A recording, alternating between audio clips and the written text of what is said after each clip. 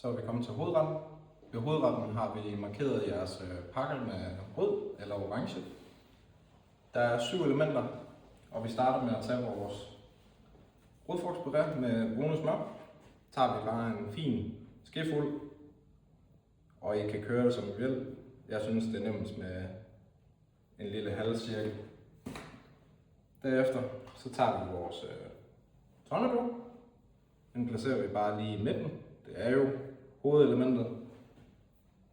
Så har vi vores små filodejskurve med ristede kartoffeltern og ost. Den placerer vi i venstre top. Dernæst har vi de glaserede rødløg. Så tager vi bare lige en enkelt. Så er der beregnet 4 jordskorker per mand på toppen.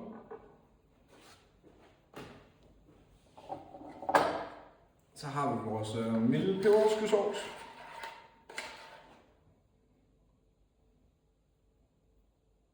Bare en lille skefuld. Og til sidst en smule grønt for farve.